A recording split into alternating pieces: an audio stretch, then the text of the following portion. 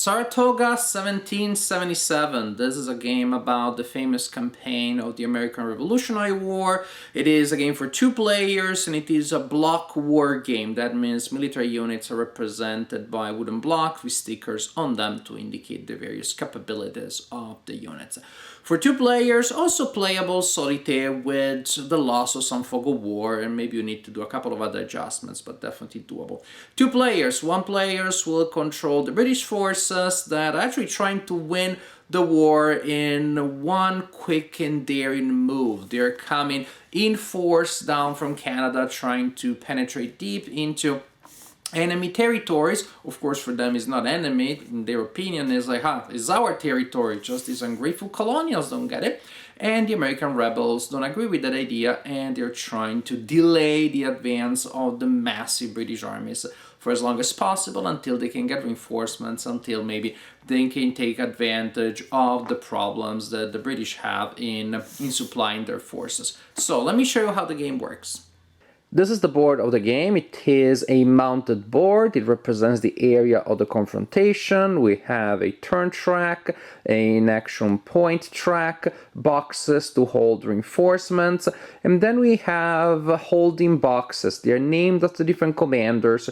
So basically you can place a single piece representing the commander on the board, and then all of the game pieces that travel with that commander can be placed in the corresponding box. This way the map looks really clean and it's not cluttered at all. This is a point-to-point map, so there are playable locations that are forts and towns, so the game pieces will end movement in one of those locations and will use these linear connections to move from location to location. We have a main road here that doesn't have any limits in terms of who can walk there, and then we have smaller roads and there's only a limited number of game pieces that can move on them each turn. Now it's very important that we look at the map in general to get a sense of what's going on here and the architecture of the design of what the players are trying to do and how. The game starts with several Native American units set up in this area here. They are British allies, so they're going to work with the British player. And then we have the majority of British units that will come down from there, and they're coming in a massive numbers, a large, scary, threatening army. The American units, there aren't many, they're weak, there's a lot of militias, and they're scattered all over the place. What the Brits are trying to do is to pretty much cut a deep wedge into the American territory. They win an instant victory if they're able to trace a supply line from there all the way down here, or in any case to other locations in this area here. So they're just trying to split the territory in two. However, they also need to be able to keep their supply lines open. So what's going to happen is that they are going to come down here, and again, they're massive. They have a massive hitting power. The American player is going to try to delay them as much as possible because the American player gets some decent reinforcements later on in the game, so you need to prevent instant victory before that happens. So the American player is delaying here. And the British player will probably want to send a massive army moving fast towards the south. At the same time, however, the British player cannot neglect the fact that it is possible for the American player to cut supply lines by blocking this bottleneck here, by coming in through these places here, from this the net of roads. So what's going to happen is that somewhere around here, in the north, the British player will have to make a decision around this area here of who actually goes down here and who stays behind or who is sent this way to catch American militias, or at least to prevent them from jumping in and blocking supply lines. So you have a completely non-symmetrical situation here in which you have one player being overpowered but having the advantage of not having to worry too much about supply lines. The American player, that would be that player. The American player, however, also has to worry about these units, cannot entirely neglect this area, but the majority of the action is going to happen here, as the American player is trying to delay the British player and prevent the British player from winning an early victory. The game can last up to 20 turns, and at the beginning of each turn, the players determine how many action points they have for that turn. They always start with a base number of 2, and then each player rolls a die and adds 0 to 3 action points based on this table here. So if, for example, the American player rolls a 6, that player gets 3 extra action points, with a 3 to 5 2 action points, and so on and so forth. So simply follow this and you'll have a number of action points for each player. Then the turn structure is that first a player will move, spending action points, and then will resolve battles in all locations that contain game pieces of both players. And then the other player will do the same, moving a number of units, spending action points, and then resolving battles. You spend an action point to activate a single unit for movement. So from there to there, that's an action point. Or you spend an action point to activate a commander and move the commander with all of the units that are with that commander. Infinitely more efficient. Then we talked about the fact that the British player has Native American allies, represented by these pieces here. Then these units, you spend an action point and you can activate all of them at the same time. So that's how it works for movement. Again, you move along those connections and you have to stop when you enter a location that has enemy units. At that point, a fight starts. Now, actually, to have a closer look at the game units, you have military units that have different strength values. These units are represented by wooden blocks. They usually will be facing the opponent so that you know where the opponent has their pieces, but not necessarily what their strength is. And the pieces are revealed only during combat, and the strength is simply the number that is on top as the unit is standing. The unit is standing right there on the board. It has 4 strength points.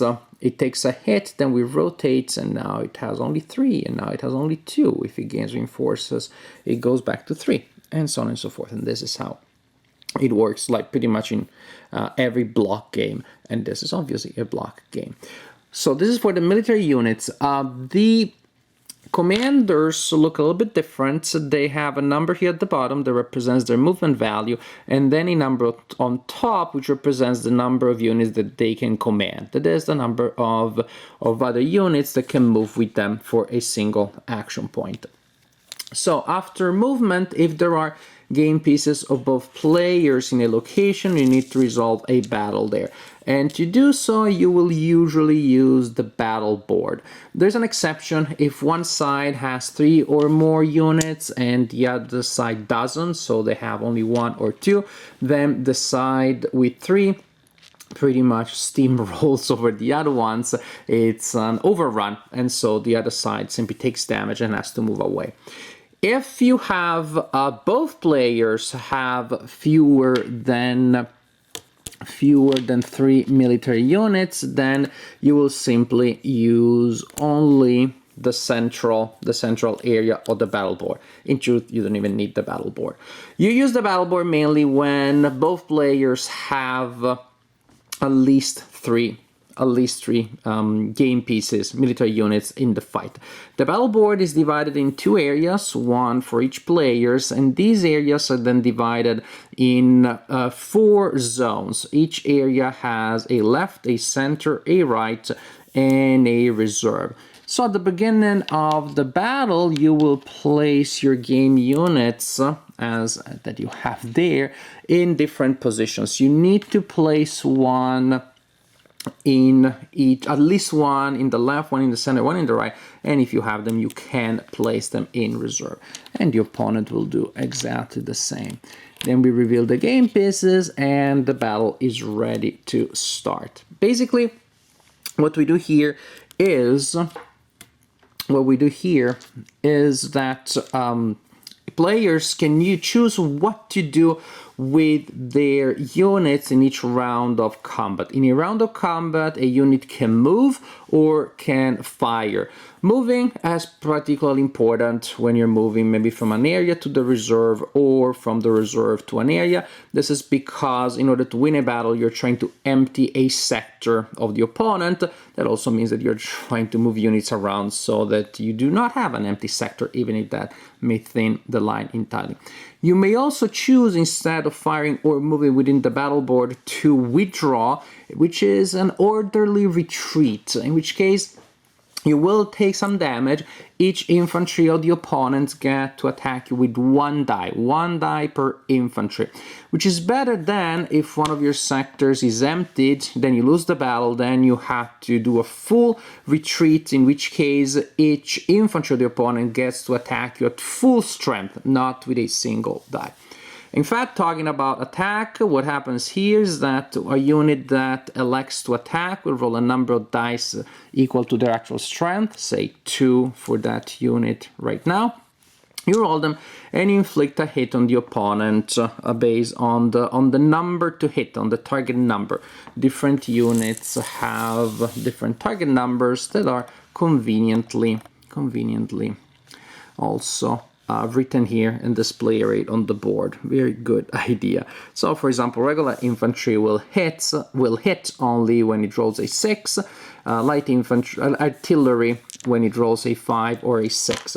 For each hit that you inflict on the opponent, then a game piece of the opponent will be turned by 1 click, signaling that it has lost a strength point. When a unit loses the last strength point, it is removed from the game. There are a couple of other modifiers, for example, if you're attacking a fort or if you're attacking after you just cross the river, but this is the general idea. Move and attack on the battle board until one of the two players either leaves the board willingly, the battle board willingly, or is forced to leave, in which case then, well, the battle is over. For this reason, again, if you're forced to leave because one of your sectors is open, then the infantry of the opponent will fire at you at full strength, which means with multiple dice. This is why sometimes you may want to withdraw, retreat on purpose before it's too bad. This is when you only get 1 die of fire from each infantry of the opponent. I like this game. It's a really solid block war games. It has pretty much all of the things that I like about block war games. It's a style that I like very much. The style, I would say, was pioneered by Columbia, and I don't even know if they are the first ones that did it, but they're the first ones that did it often enough that they created that style. Worthington is also continuing their tradition, and they have many really solid block war games. This happens to be one of them. What I like about block war games is, well, the first thing is enough the blocks. I just like the amount of information that you can record on a single block by simply changing the orientation. You don't have to mess with multiple cardboard counters representing the same unit, this kind of thing that you need when you have a cardboard unit that has more than 2 steps and more than 2 states. So it's so very economic having a wooden block that does that. It looks great on the board. It makes it easy to have fog of war. So it's just a great mechanic.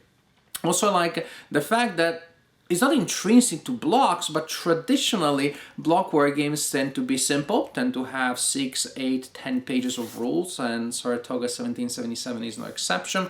Point-to-point maps that are clean and easy, and yet, of course, if the game is good, still that net of connections will present you with interesting challenges, and that is precisely what we have here. It is tough for both sides, although at first sight, it is much tougher for the American side because they are just punching you over and over again, and you don't have much else that you can do just other than to do harm reduction to try to get punched as least as possible. And that's all that you have to do really in the early phases of the game. You're trying to prevent the British from attacking too much, from moving too fast. You're trying to delay them. You're trying to chip down their forces little by little, but it's extremely hard. As a British player, you'll feel particularly good early on precisely because of this massive advantage. But if the American player is able to hold out, then things start becoming challenging.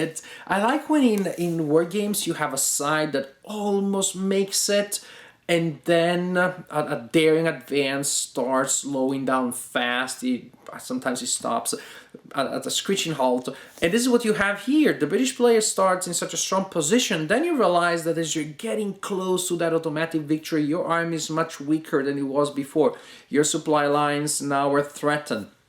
And there are different ways in which the British player can try to prevent that. Again, concentrate all forces in that main highway of communication, and to send minor forces to protect the supply lines. Maybe to switch and send the major force on the other side of the river, maybe to balance things. But that is sort of like a decision, a commitment that you make early on, because then middle of the game is going to be hard to completely change your strategy. You have to commit to that. And once you make that major decision, then the game has a certain momentum. It doesn't go on autopilot. The British player still has to make decisions where to attack and when. There is a mechanic I didn't mention in the main video, which is force marches, which can be very powerful, but also very dangerous, and the British player has to choose if he wants to send that last push there. As the American player has tried, of course, the task again is to prevent doing that. But I like how, again, it seems like an easy game for the British player, and then things get tougher just as it looks like you're about to win. Which, of course, is exciting also for the American side, because you get the sense you're one battle away from disaster, and yet you may still make it. So that makes for a very tense situation. I like the battle board. You don't have that in every war game that uses blocks, but in several Worthington and Columbia games is definitely there. And don't worry, maybe the first time you see this, it may feel a little bit fiddly, but first you don't use it for every battle. In this game, you don't even fight every turn. Sometimes, again, it's just about maneuvering.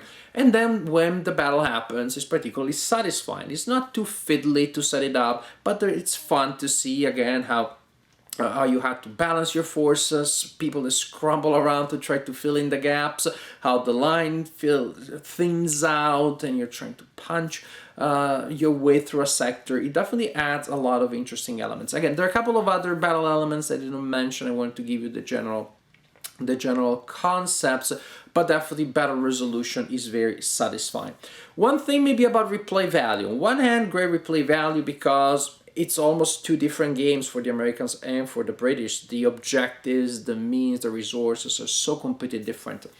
So there's that. But once you switch sides a couple of times, the overall script, it doesn't change much. It's not a map that, due to the nature of the theme, will allow you a lot of different strategies. Again, pretty much the architecture, the narrative of the game will be dictated to a large extent by where the British player is going to push with most forces, and the American player has to react to that and try to go around that.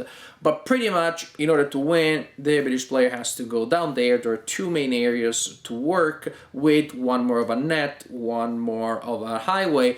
So there aren't so many different things that you can do. You can push with the Native American units threatening that side, but that's not much. So the overall narrative is not going to change all that much. But you knew that, in a certain sense, when you play an historical war game, you expect the theme to be there. If you want a game that can go in any possible direction, there are plenty of abstract games that will allow you to do so.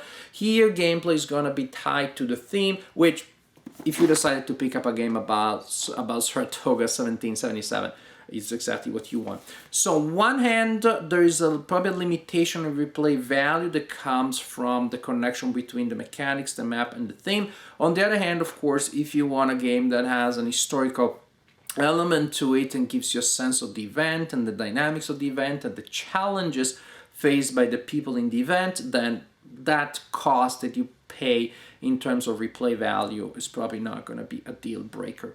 In general, I really enjoyed Saratoga. It is simple, it is playable, it has interesting challenges when it comes to gameplay, it feels historical, it gives me a nice, vivid picture of the event. Replay value may not be immense, but the game is fun to play and feels very thematic, which for a war game is definitely more than enough.